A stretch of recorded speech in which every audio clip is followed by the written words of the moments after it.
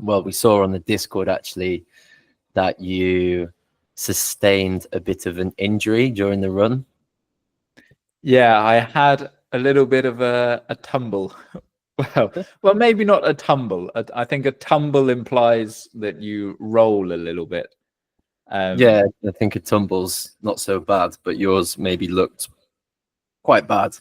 It was a slip. So my foot just slipped out from underneath me, and I landed, we say, flat on my bottom, and I was eating a squares bar.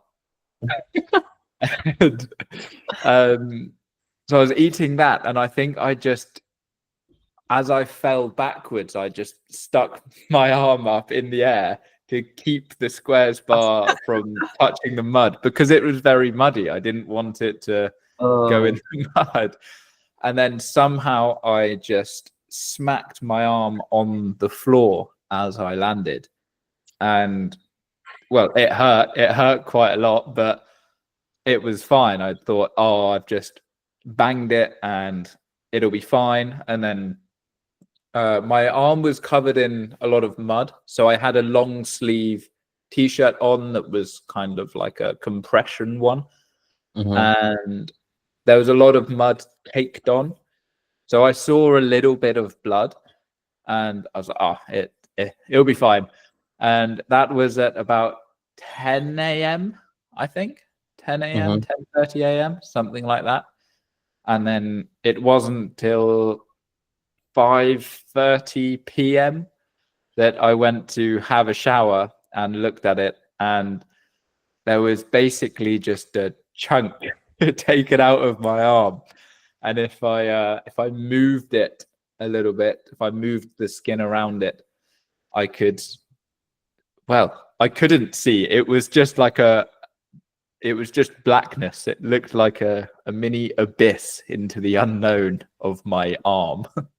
Wow. Yeah, Finn's kindly sent me a video of it, and I have to say it was very gory. But I guess when it happened, the adrenaline must have kind of hid the pain slightly, so you didn't realize until later on. Did it start to hurt afterwards? Actually, no. It hurt for just like 15 minutes and then went away. But there wasn't very much blood, which I don't really understand. I don't know how, but because I just slipped over and hit it on the floor, and it was quite a muddy section, I thought that it was fine. I thought I had just hit it flat on the ground, so there wouldn't be a hole in my arm. But we looked at the photo. Actually, I got my girlfriend to take a photo of me when I had fallen over, and there were a lot of rocks around, so I think I might have hit it on a rock. I can't believe all of that for the sake of a square bar. A square bar is just like a sweet treat, a snack. And I can't believe you had to go to hospital because of a square bar. Yeah, well, priorities, isn't it? And I think this squares bar's it's not even square, it's rectangle. I think this image of someone falling over and holding something, protecting something in the hand is probably quite universal. It's normally a beer. People can fall down the stairs of the pub maybe and take a huge fall, but manage to keep their beer level and not spill a single drop. Yeah. But in this case, it was a snack. Yeah. I somehow managed to keep it clean and finished it. And yeah, I guess well, should move on to the hospital bit, because I went to minor injuries, we call it. So it's not for emergencies, but it's for things that have happened within the last 48 hours. But because it was late at night, the X-ray machine and the X-ray people had gone. So the machine was turned off and the staff had left.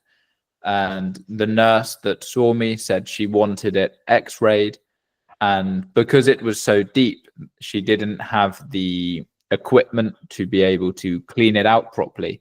So I had to go to the only big proper hospital in Cornwall, which Oh, was God. a further half an hour away from where I already was. And long story short, I got home at 4 a.m. I think I left the hospital at 3:15, 3:30, something like that. God. So a bit of a nightmare. Yeah, I think that's a classic experience of the NHS, maybe, the National Health Service. So it's free in the UK, and we love it, but and we're very lucky to have it. But they're always busy, and often people have injuries, and they think I should go, but it's gonna take like 7 to 8 hours of waiting, and I'm gonna be home at 4 in the morning. So it sounds like a pretty classic experience. Yeah, and that was my thinking. I was going to leave it to the next day, but my mum forced me to go, and I'm pretty glad she did, because it was a lot more serious than I thought. Because in the second hospital, the doctor said that he could see my bone, and well, he wasn't being very gentle with it. all of the doctors were very sympathetic. So if they move it or touch it and you wince with pain, then they say sorry, but not this guy. This guy was just absolutely throwing it about. That I got it X-rayed and it was completely fine, but the hospital actually released a black alert, I think either on that day or the day before, for being understaffed. So they didn't have enough staff or whatever. And I think for a hospital to call a black alert is really, really bad. And it was all very disjointed, disconnected. So I would see one person, and then they would write the notes and say what was going to happen.